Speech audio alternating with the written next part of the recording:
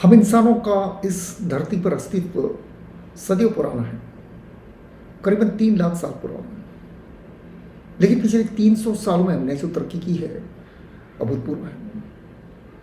Scientific inventions ने, औद्योगिक क्रांति ने हमारे जीवन को पूरी तरह बदल कर दिया है। कई तरह के ऐशो आराम, सुख साधनों से भरपूर कर दिया है, लेकिन साथ में चुनौतियां भी खड़ी करती है। सबसे बड़ी चुनौती है पर्यावरण की। पेट्रोल, गैस, ऑयल, डीजल, कोयले के इस्तेमाल ने पर्यावरण में ग्रीन हाउस गैसेस की मात्रा को इस हद तक बढ़ा दिया है, ग्लेशियर्स पिघलने लगे हैं, समुद्री जल स्तर बढ़ता जा रहा है। आने वाले कुछ सालों में कई शहर और द्वीप पानी में डूबने की आशंका है। भयंकर गर्मी, आग, सूखा, बाढ़ जैसी घटनाओं का प्रकोप इस कदर बढ़ सकता है कि अनाज और पानी की गंभीर समस्या पैदा हो सकती है। न सिर्फ जीव जंतु, पशु पक्षी, जानवर, बल्कि इंसानों का जीवन भी खतरे में है।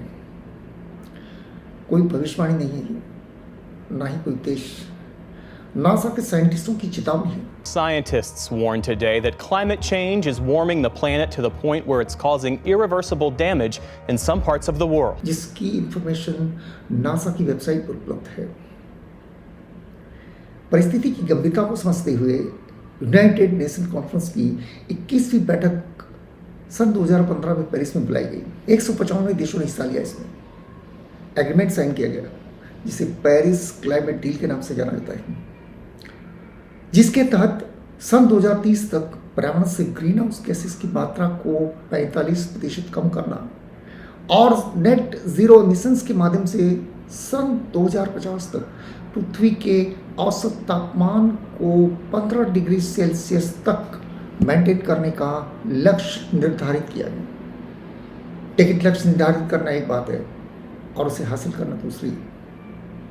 आज भी दुनिया में पेट्रोल, गैस, ऑयल, डीजल, कोयले के भंडार इतने हैं कि आने वाले 40 से 45 सालों तक इसकी मांग को पूरा किया जा सकता है, और इस माल का सिलसिला यूं ही चला, लक्ष्य हासिल करना मुश्किल है।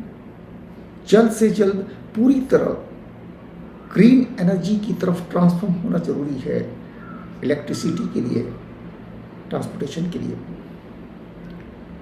दूसरा बड़ा कारण है जंगलों का कटना।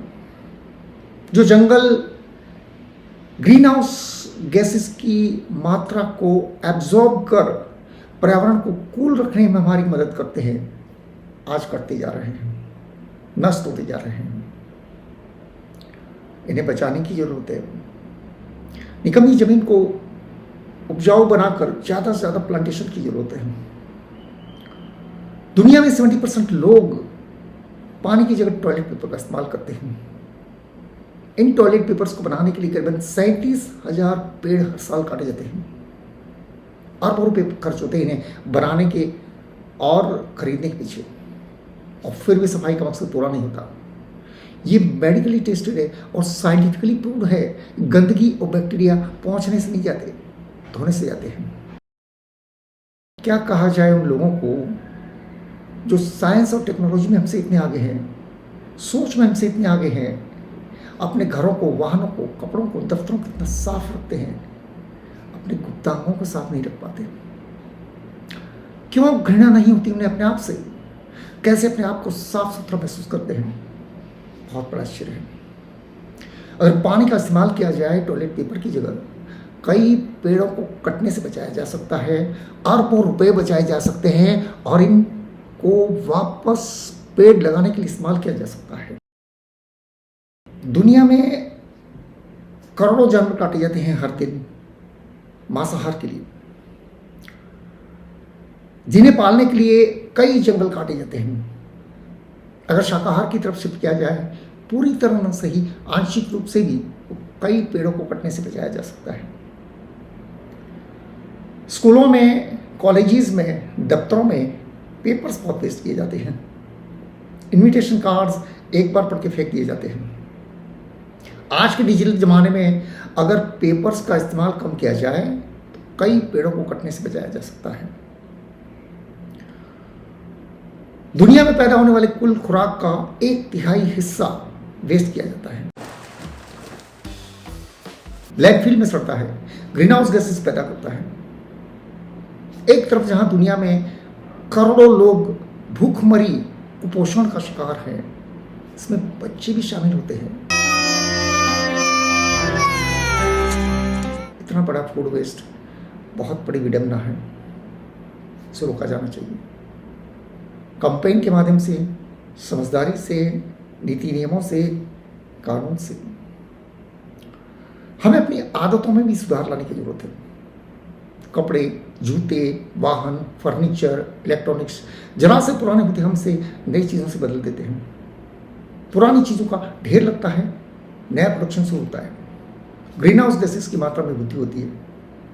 अगर रिपेयर्स, रिनोवेशन, रिसाइकल की पॉलिसी अपनाई जाए तो ग्रीन हाउस गैसेस की मात्रा कम होगी, प्रोडक्शन कम होने की वजह से। पर्यावरण को बचाने की दिशा में यह भी एक महत्वपूर्ण कदम है। दुनिया में अरबों रुपए खर्च किए जाते हैं एटॉमिक वेपन्स बनाने और उन्हें मेंटेन करने के पीछे। अगर एक खर्च पर्यावरण को बचाने के लिए किया जाए तो दुनिया को आने वाली आपत्तियों से बचाया जा सकता है। बात सिर्फ समझदारी की है। कुल मिलाकर स्थिति इस प्रकार है, जैसे गंभीर बीमारी से ग्रस्त किसी मरीज को डॉक्टर ने कह दिया है, ये सारे इलाज कर लो, ये सारे उपाय कर लो समय पर, वरना तुम्हारा बचना मुश्किल है। लेकिन मरीज है जो बीमारी की गंभीरता नहीं समझ पा रहा है, और अगर समझ पा रहा है तो इलाज करने में लापरवाही कर रहे हैं। ये लापरवाही उसकी जान ले सकती है। अगर पर्यावरण को बचाने के लिए समय पर सारे इलाज न किए गए, सारे उपाय न किए गए, हमारी जान को भी खतरा है।